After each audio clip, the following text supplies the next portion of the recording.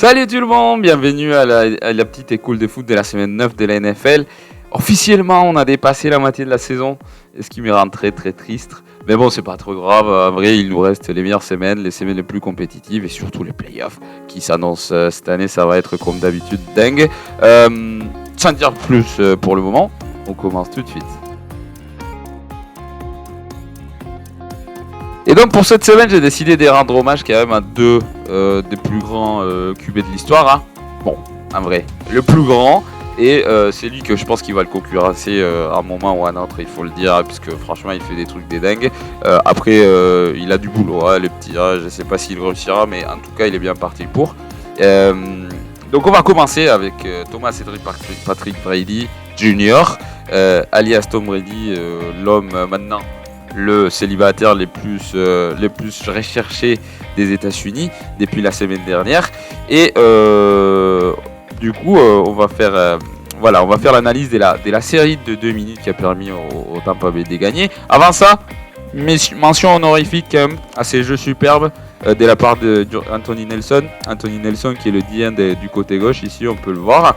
Lui il va faire un superbe jeu et c'est lui qui va permettre à la défense des Tampa Bay d'arrêter les Rams. Parce que sinon il faut le dire, ici il y avait une jet sweep et Cooper Kupp allait convertir la première opportunité tout de suite parce que le 18 en fait comme les Buccaneers sont en man-to-man, en couverture en man-to-man, en fait Carlton Davis il va rien piger de son côté. Le 22 il va être en quelque sorte bloqué par le numéro 18 et le 35 Diameldine qui est dans la poursuite du coup des Cooper Kupp, il va rester bloqué dans le flux du jeu. Alors le 32 Mark Edwards il va être très très loin pour faire le plaquage, hein. Donc heureusement qu'Anthony Nelson a fait son contain de façon extraordinaire sur le tight end quand il se rend compte en fait que c'est un jeu de jet sweep, et ça c'est hyper dur à regarder parce que bon, il se rend compte parce qu'il n'est pas sur 3 points. S'il aurait été à 3 points, jamais de la vie il se rend compte. Comme il est à 2 points et qu'il arrive à avoir un peu derrière la ligne offensive, il se rend compte en fait quand même qu'il faut qu'il ferme l'extérieur. Il fait super bien. Parce que du coup, regardez. Alors il sait qu'il n'a pas la vitesse pour contrer Cooper Kupp, mais il va l'obliger à aller le plus loin possible pour retarder le plus possible le jeu à l'extérieur. Et c'est ça qui va permettre en fait à la défense des Tampa Bay au moins de foutre la pression sur Cooper Kupp, qui est obligé de glisser pour pas sortir du terrain et arrêter la montre en conséquence.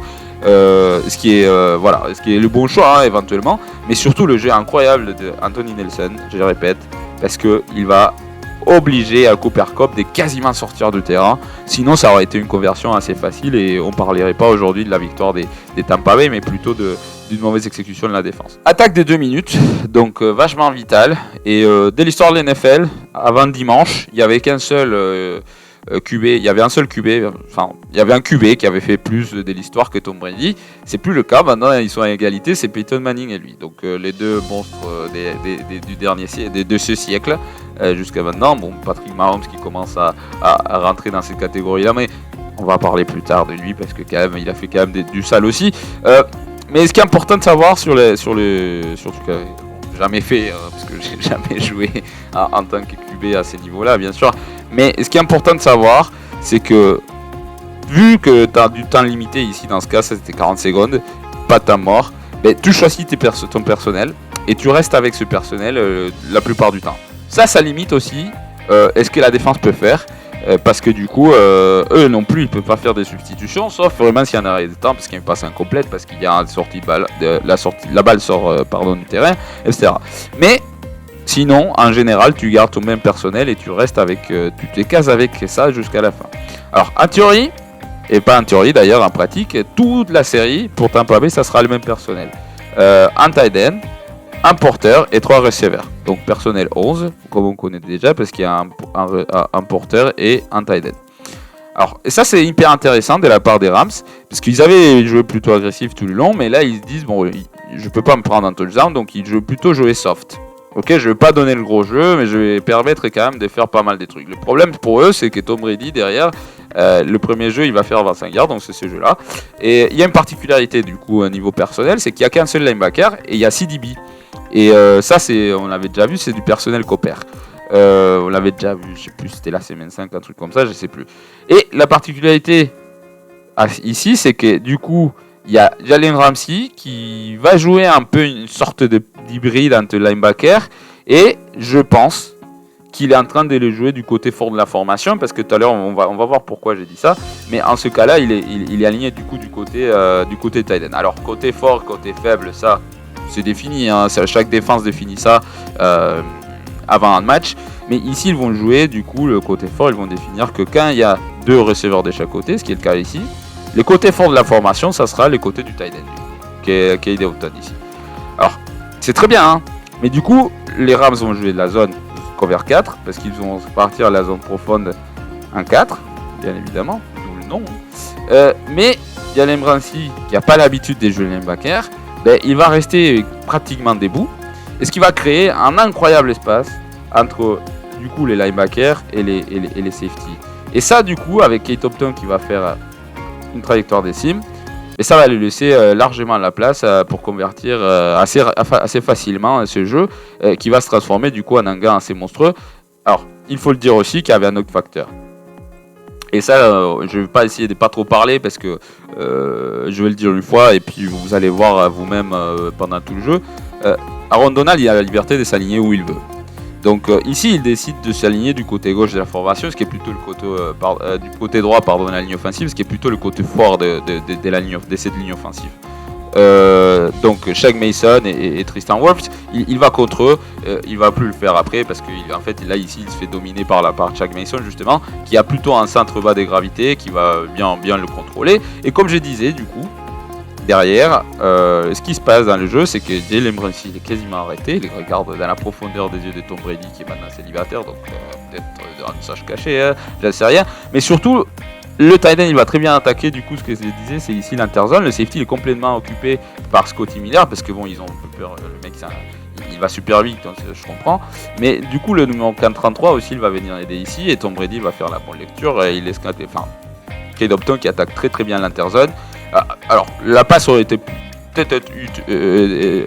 être meilleure, mais bon, à la fin, ce qui compte, c'est les résultats de jeu, ce qui me première et 10. Donc, même concept, et c'est là que je disais en fait que je pense qu'ils ont décidé du coup de mettre Jalen Ramsey du côté fort de la formation, parce que si vous voyez ici, il y a les trois receveurs sont alignés de même côté, et comme il n'y a que le tight end de l'autre côté, maintenant, le côté fort de la formation, ça devient les côtés où il y a les 3 receveurs, les trips, ici de ce côté-là, en bas de l'écran.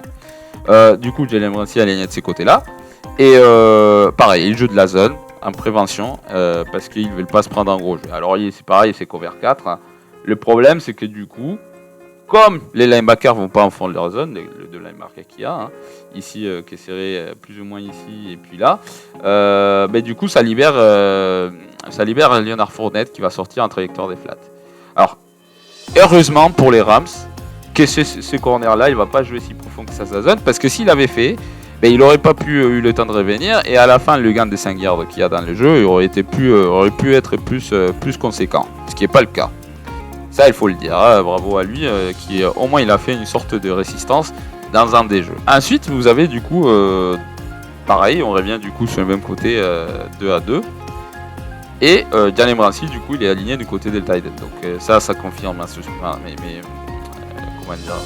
mes soupçons. C'est-à-dire qu'effectivement, ils sont en train de jouer avec ce personnel-là et que Jalen Ramsey est toujours aligné du côté fort de la formation. Et encore de la zone. De la zone, mais très très soft.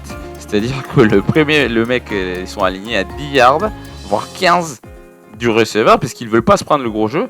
Mais le problème, c'est que t'as pas besoin, hein, parce qu'il reste 25 secondes, un truc comme ça. T'as juste besoin de sortir du terrain, en fait. Et c'est ça qui est problématique. Parce que le mec, ils sont carrément arrêtés, ou quasiment arrêtés. Ils ont peur de se prendre un gros jeu, mais ils sont carrément arrêtés. Et du coup, le receveur, il a juste besoin de se tourner vers l'extérieur. En plus, Tom Brady, il lance une très belle balle ici, il faut le dire. Parce que du coup, ça lui permet à Scotty Miller d'essayer de tourner vers l'extérieur. Il est quasiment dehors déjà du terrain. Et le corner, au lieu de rester à l'extérieur avec un outside leverage, il joue en inside leverage. Alors que c'est très très mauvais choix dans cette situation de jeu, il faut le dire. Raheem Morris, il avait fait un bon plan de jeu, sauf ça.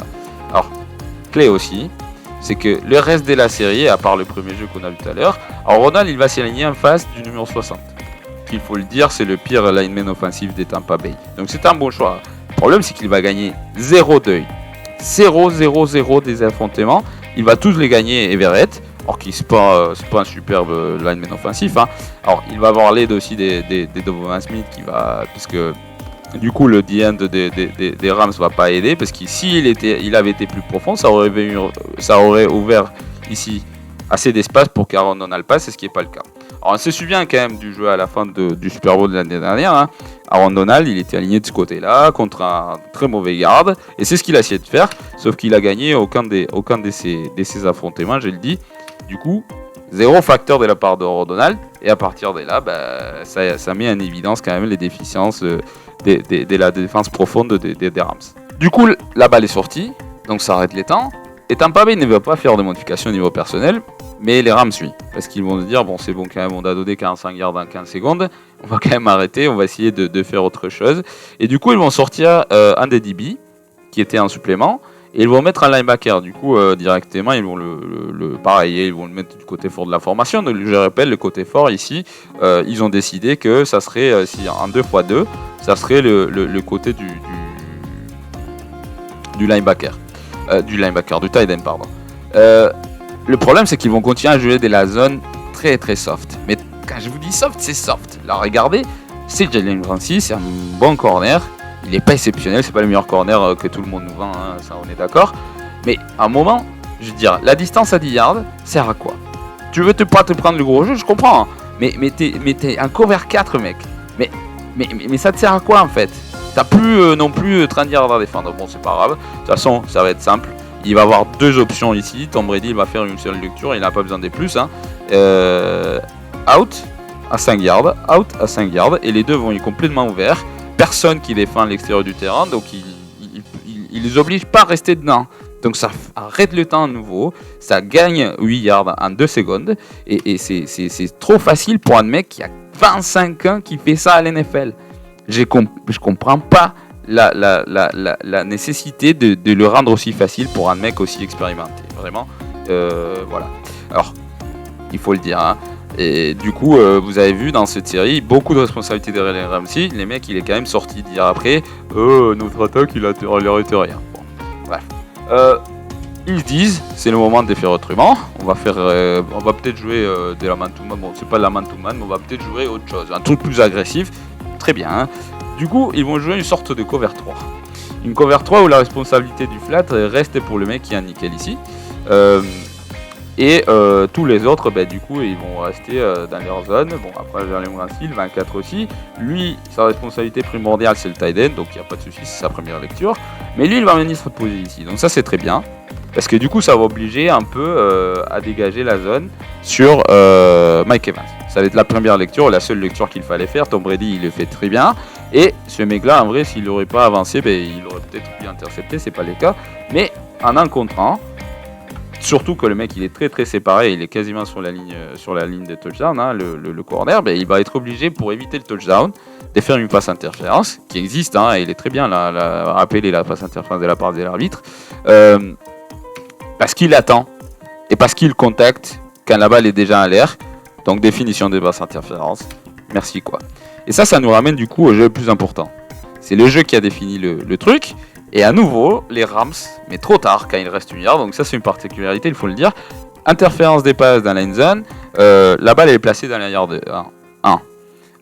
C'est la différence par rapport au college football. Au college football, c'est la yard 2. Franchement, j'ai pas de préférence par rapport à ça, à part que bon, c'est évident que la règle NFL favorise les attaques, comme quasiment toutes les règles de la NFL de toute façon. Et ici, c'est le cas. Donc, yard 1. Et les Rams se disent, bon, pourquoi pas, on va peut-être jouer de la man-to-man à un moment. Donc, ils laissent, entre guillemets, meilleur contre meilleur, Mike Evans contre Jalen Ramsey. Et ce qui n'est pas forcément vrai, parce que bon, on se rappelle quand même du match de divisionnel NFC l'année dernière, où Mike Evans a mis la misère à Jalen Ramsey. Bon, voilà, aligné contre lui, donc au moins il est en main presse, donc au moins il rend un peu difficile la tâche. Mais le problème, c'est que tous les autres, voilà, ils sont ici, et le responsable du tight end, il est très loin, très très loin du jeu. Et surtout que Dalton, il va faire un superbe jeu, parce que du coup, il y a une feinte de course. Et ce qui va faire réagir un minimum son mec. Mais un minimum. Mais comme je l'ai dit, mais un minimum, c'est 2 pas. Mais c'est tout ce dont il avait besoin. Lui, il fait une feinte de blocage sur les D-end. Et puis, il va sortir à l'extérieur. Et quand Tom Brady va sortir du coup de sa fin de course, Kate Upton il est déjà en train de marquer quoi. Il a juste à lui donner la balle et c'est tout ce dont il a besoin. Ça, ces deux mecs-là, surtout Chris Godwin, il fait un superbe boulot. Scotty Miller aussi. D'ailleurs, il faut le dire que c'est un jeu à 2 étapes. Pourquoi ? Parce que si c'était une défense d'espèce de zone, on va dire, et que le 6 avait bien couvert son flat de cette façon-là, en fait, Scotty Miller, c'était la deuxième option et il allait être libre de ces côtés-là. On va le voir d'ailleurs. Vous voyez ici, bon de toute façon la balle elle est en train d'être lancée, donc quand les mecs ils essaient de récupérer, Kate Upton je vous dis il est déjà en train de marquer, mais Scotty Miller il va être libre ici dans le deep, et ce qui aurait été aussi une option pour Tom Brady ici, pas besoin, parce que voilà quoi. Alors ces jeux là ils me rappellent un jeu similaire pour finir le match, pour gagner le match aussi, en 2013, à la place de Kate Upton, parce que Tom Brady il a dit que c'était son choix à ces jeux, et en fait je me suis rappelé, je suis allé le chercher. Enfin, je suis allé le chercher, non, mais je me suis rappelé quand il a dit ça qu'il y avait eu un jeu où, à la place de Kate Upton, il y avait Danny Amendola. Et c'était à la fin aussi du match contre Cleveland Browns. Un match qu'il gagne à la toute fin avec C'était un match horrible, hein, vraiment horrible à regarder. Mais les Patriots avaient marqué 14 points en une histoire de 2 minutes. Parce que voilà, quand t'as Tom Brady dans ton équipe, t'es toujours dans le match. Et bon, ça c'est le plus grand de tout le temps. Je pense que tout le monde est d'accord. Mais il y en a quelqu'un, il y en a un petit jeune, je sais pas si vous avez peut-être entendu parler de lui, hein, Patrick Mahomes, il est extraordinaire le mec, franchement il faut le dire, il est très très fort, et pareil, son équipe avait pas bien joué dès tout le match, et au moment important, du coup quand les gens ils avaient eu besoin de lui, quand son équipe a eu besoin de lui, il est sorti. Alors ici c'est pas une attaque à 2 minutes, donc plus de temps, plus de chances de récupérer, etc. Mais 2 fois dans cette série, il va se trouver un 3e et long. Et 2 fois, il va sortir en avant de son équipe. Donc ici, on va commencer du coup, plutôt les Chiefs vont commencer avec un personnel 11, comme d'habitude. Je vous dis, c'est vraiment le personnel favori de la ligue aujourd'hui. 3 receveurs. Et les Titans de Tennessee, ils essaient de défendre ça avec 2 linebackers, 4 linemen, donc un fond 42, et 5 DB, donc personnel nickel. Du coup, ici, il semblerait que c'est la couverture homme à homme. Voilà. Alors, c'est pas tout à fait le cas, et Patrick Mahomes, il le sait. Et franchement, ce qu'il va faire, c'est très malin, parce que au lieu de lire sur le côté fort de la formation, dans ce côté-là, c'est le côté droit, le côté gauche, pardon, droit de notre écran, il va lire en fait sur ce mec-là. Pourquoi ? Parce que ici le porteur il va sortir une trajectoire des swings. Ce mec-là, Didi Smith-Schuster, il va faire une hitch assez courte ici de ce côté-là. Et du coup, en fait, si c'est de la couverture homme à homme, le 21 il va être obligé de le suivre et ça va libérer la zone de flat pour le porteur, hein, qui devrait être techniquement couvert par le linebacker, ou bien éventuellement, franchement pour le safety. Mais si c'était homme à homme, le linebacker il n'aurait rien à faire dans ces jeux-là, c'est beaucoup plus rapide pour lui, surtout la façon dont il est en train de le jouer, il est assez proche de la ligne, il n'a rien à faire. Donc Patrick Mahomes il se tourne de ce côté-là, il fait sa lecture sur le numéro 21, et assez rapidement il se rend compte, en fait il fait la lecture sur le linebacker, pardon. Si ça avait été la couverture à un moment, il serait parti, c'est pas le cas, donc il se rendra, c'est la zone. Du coup, j'ai lance direct à l'interzone. C'est Smith-Schuster qui fait un superbe jeu. Et comme ça, ils ont déjà gagné 10 yards. Rapide. Alors, le jeu suivant, c'est pas forcément le jeu le plus intéressant. Mais il y a 2 points de détail que je veux voir avec vous. Mais c'est pas forcément par rapport à les schémas d'attaque. Et donc, juste par rapport à la formation, donc ça reste le même personnel à 3 receveurs, un porteur et un tight end qui est Travis Kelce, le meilleur tight end de la NFL. Et donc il va avoir une motion. La défense va jouer de la défense des zones parce que ça va juste un peu décaler, mais bon, il n'y a pas de souci. Donc il y a une première motion de Didi Smith-Schuster. Et vous allez me dire, moi je suis pas sûr, ouais, mais je pense que bon, après quand t'es arbitre, c'est hyper chaud à voir.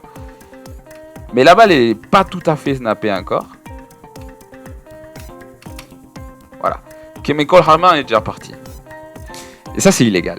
Ils n'ont pas le droit en fait de bouger 2 mecs en même temps derrière la ligne sans avoir rétabli l'immobilité d'une seconde. Donc techniquement c'est une pénalité. Mais bon franchement moi je l'ai fait au frame par frame. Donc ça c'est hyper facile à voir comme ça. Mais sinon c'est pas le cas. Et sinon Une autre question, donc ici c'est pas vraiment une course, hein, c'est une passe, hein, parce qu'il faut le dire, parce que du coup vous voyez la passe et le part vers un, donc ça c'est super malin, parce que si jamais il y a une erreur dans l'échange, c'est une passe incomplète et pas un fumble. La balle elle est pas vivante, donc ça c'est très bien fait. Mais ici, Tennessee, et même si du coup le but ici c'était de les jouer sur le terrain long, hein, il y a beaucoup plus de terrain de ces côtés-là, donc c'est pour ça que la balle elle part de ce côté, le jeu il part de ce côté.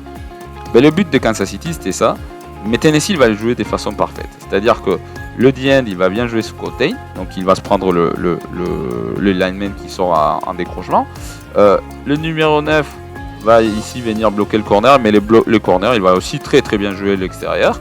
Et le safety, c'est lui qui va venir du coup faire le plaquage. Et au lieu de... Ça aurait pu être un gros gain, hein, il faut le dire. Je pense que si ça avait été Tyreek Hill, ça aurait été un gros gain. Mais comme il n'est plus là, ben, ils sont obligés de faire comme ça.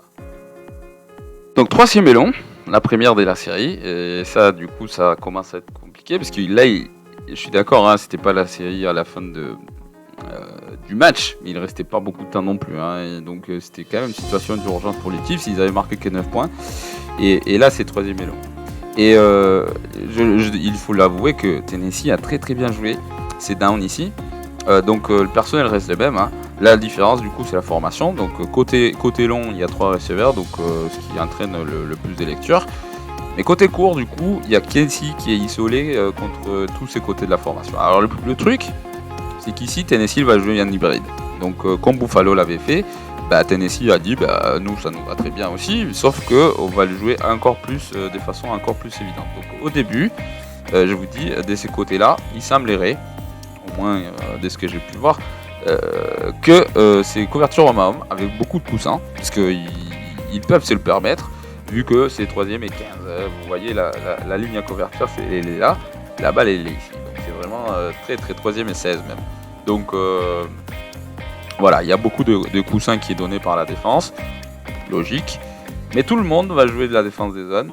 Donc une sorte de cover 2 ici, avec des LED ici de ce côté de Kevin Bayard. Pas de souci, hein, pourquoi pas. Tout le reste, couverture homme à homme, zone, pardon, et couverture homme à homme de ce côté-là.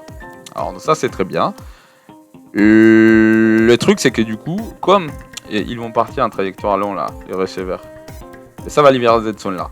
Et Smith-Schuster il va venir dans le flat, donc techniquement ça aurait pu être une bonne option pour Patrick Mahomes. Ça d'ailleurs, je pense que c'est ce qu'il voulait faire. Le problème c'est que du coup il sait qu'il doit convertir plus des justes 10 yards, parce que ça aurait été ouvert, hein. Le problème c'est que je pense que ça aurait été pas première et 10 s'il avait lancé ici. Alors le truc c'est que du coup les linebackers ils savent que potentiellement il va lancer là, parce qu'il est tout seul, et en plus je vous dis ils avaient tourné les dos, les DB, donc il est obligé de venir attaquer. Lui il va faire des mêmes, hein. Alors je sais plus si c'est lui, bon on va avancer un peu plus, on va voir, parce qu'il y a un autre qui va venir attaquer Patrick Mahomes. Ouais, voilà, c'est le linebacker, donc il va venir complètement de l'autre côté du terrain, sauf qu'ils vont faire de l'over poursuite. L'over poursuite ça veut dire que t'attaques pas vraiment comme il faut le porteur. Bon, après il faut dire que Patrick Mahomes c'est un mec très sélectif aussi, il fait des bons feintes, hein. Donc c'est hyper compliqué à plaquer, et bon là, je sais pas pourquoi il est tombé ce mec là, mais bon c'est pas grave. Mais du coup lui, au lieu d'attaquer l'intérieur et permettre à l'autre linebacker de venir attaquer l'extérieur, il va attaquer l'extérieur aussi, et il va se manger la petite feinte de Patrick Mahomes qui va bien avec la conversion. Et là, première et 10. Du coup, là, il n'y a plus personne pour plaquer. Bon, il y a les defensive end là qui est sorti de son travail des containers là-bas, mais il peut rêver, hein, mais à mon avis, il n'arrivera jamais à plaquer Patrick Mahomes dans cette situation-là. Donc, première et 10, bien converti, bien lu de la part de Patrick Mahomes. Alors, comme je disais, c'est pas vraiment de l'attaque des 2 minutes, donc il y a plus de possibilités d'échanger de personnel, etc. Donc ici, les Chiefs, ils vont exploiter ça. Ils vont mettre un deuxième tight end, donc au lieu de personnel 11 comme d'habitude, mais ça sera du personnel 12. Parce qu'il y a un porteur et il y a 2 tight ends, ici et ici. Donc c'est une formation plutôt balancée, il n'y a pas vraiment des côtés forts évidents, à part que du coup quand c'est comme ça, tu décides, parce que du coup il y a un tight end de chaque côté, donc pour la défense c'est un peu compliqué, mais du coup en général tu fais un choix, que ça soit les côtés longs du terrain. Voilà. Ou alors ça dépend en vrai en fonction des tendances des équipes, etc. Ici il se trouve que ça sera les côtés des Travis Kelce, parce qu'ils sont en train du coup de jouer de la défense homme à homme ici. tout le monde est un homme à homme. Sauf que, il y a un petit détail, c'est que Travis Kelce va être doublé. Voilà, il y aura 2 personnes sur lui et les restes, ça sera un homme à homme. Alors il y a aussi le détail, ce tight end, il va faire une sorte de flat à l'extérieur et avant de sortir, il va taper le DN, ce qui va donner plus de temps à son tacle droit pour pouvoir faire le blocage. Alors ce qui est important ici, du coup, comme vous voyez, ce corner, il est aligné à l'intérieur du receveur. Si je vous fais une ligne ici, vous allez voir, il est plutôt aligné à l'intérieur, donc ça c'est très bien, c'est l'inside leverage. Mais du coup, quand il voit ça, et le receveur en connaissant son tracé, qui va être une sorte de out à 10 yards, ben, il va l'obliger encore à rester fixe, en venant vers l'intérieur, vers l'attaquant lui directement. Et quand il va faire son break, ben, le receveur il va être tellement fixe, le corner va être tellement fixe qu'il va pas réussir à réagir au bon moment. Donc Patrick Mahomes il fait sa lecture, quand il se rend compte c'est là au Mahomes, et il lance au bon endroit comme d'habitude. Après le lancer il est pas ouf, mais bon. C'est efficace, quoi. C'est ça qui est important. Personnel 11 à nouveau. Et les Kansas City Chiefs, ils vont jouer du coup à 3 fois. Donc il y a 3 receveurs de ce côté-là et un seul de ce côté-là. Alors comme tout à l'heure, les Titans vont jouer une sorte d'hybride. Ils vont pas le faire comme tout à l'heure du côté fort de la formation, mais ils vont le faire du côté court. Alors ça c'est un changement. Donc ça c'est très important. Et je suis même pas sûr que Patrick Mahomes se rend compte en fait que c'est un hybride. Parce que du coup, je vous dis, il y aura la zone ici, de tous ces côtés-là. D'ailleurs, Kevin Byard, il va jouer du coup sa cover 2. La cover 2, elle va être vraiment très compacte parce que du coup, lui, il a toute la zone profonde. Et lui, il a ici, avec la priorité, du coup, c'est Travis Kelce pour éviter qu'il se prenne les cimes, les tracés longs du tight end dans la gueule. Kevin Byard. Mais ça laisse ce corner en 1 contre 1 contre je sais plus comment il s'appelle le numéro 19, mais contre le 19. Mais surtout, et ça c'est très important, et d'ailleurs c'est une superbe lecture des Mahomes, c'est qu'il va laisser 1 contre 1 le porteur. Et quand tu as la zone de ce type de défense de Mahomes et que ton porteur est 1 contre 1 contre un linebacker, ben c'est ton meilleur choix. T'es patient, si tu as la protection, ce qui est le cas ici, il y a une superbe push de la part des lignes offensives, qui n'était pas au top tout le match, mais qui ici pour ce jeu-là il était très bien. Mais tu as le droit d'être patient, d'attendre le tracé de équerre à l'intérieur de la part du porteur. Et si tu places bien la balle, ben, le 53 il ne va même pas passer, quoi. Voilà, c'est pas lui qui fait le plaquage parce qu'il peut pas, parce qu'il a pas la vitesse. Et du coup, dernière 13e élan de la formation, d'ailleurs du match, parce que c'est le jeu du match. Et c'est un superbe jeu, d'ailleurs c'était très bien joué par Tennessee, mais le problème c'est que bon, tu fais un choix et puis des fois les choix ils t'étirent d'un pied. Tant pis. Ici, du coup il y a un motion de Smith-Schuster et le 39 va le suivre. Alors évidemment, vu le moment l'endroit du terrain, vu le moment du match, etc., ben c'est une zone des 4. Tu allais la jouer en 4ème, mais 3ème élan, du coup, voilà, ça commence à stresser, même si c'est Kansas City. Voilà. Il y a du coup la subtilité que Kelce va être encore doublé. Ici, à la fin, les Chiefs ils vont finir en 3 points, donc les 3 receveurs de ce côté-là. Et je vous dis, tout le monde va être en man-to-man. Hein. Tout le monde. Donc là, il n'y a pas de subtilité. Là, c'est vraiment... pardon, c'est pas le linebacker. C'est lui, là. Sauf Travis Kelce qui va être doublé. Donc, il y a ce corner-là. Et puis ce safety-là qui va venir aider dans le tracé long. Si ça avait été dans le tracé à l'intérieur, ça avait été un tracé à l'intérieur, ben, ça aurait été la même. Hein, il serait venu aider. Pas de souci. Moi, je trouve que c'est très très malin de découvrir le meilleur homme à 2 dans les situations importantes. On s'en fout s'ils savent. Mais tu rends compliqué la situation. Alors, le seul problème, c'est que du coup, quand tu es là au Mahomes, de la défense au Mahomes, ben, tout le monde, si c'est des tracés longs ou même des tracés courts, s'ils sont derrière, c'est-à-dire derrière dans le sens où ils sont un peu en retard, mais ils tournent le dos au QB. Et Patrick Mahomes, il va se rendre compte de ça. Alors, après sa première lecture, donc, quand il se rend compte que c'est de la homme à homme, ben, il se dit ben, peut-être que je peux lancer sur lui, mais franchement, c'est dur, quoi. Il n'aura pas la première, jamais de la vie. Donc, il décide de tourner la tête. Parce que du coup, ça veut dire que tout le monde, a priori, tout le monde va suivre Travis Kelce ici. Et puis, il sait qu'il va avoir un croisement. Et du coup, potentiellement, il y a un de ces deux-là qui va rester, sinon libre, au moins un peu plus, il va gagner un petit pas sur son défenseur, et ce qui va permettre peut-être de faire la base. Et d'ailleurs, Smith-Schuster, il faut le dire, ici, il va gagner un petit pas. Mais Patrick Mahomes, il va faire un choix.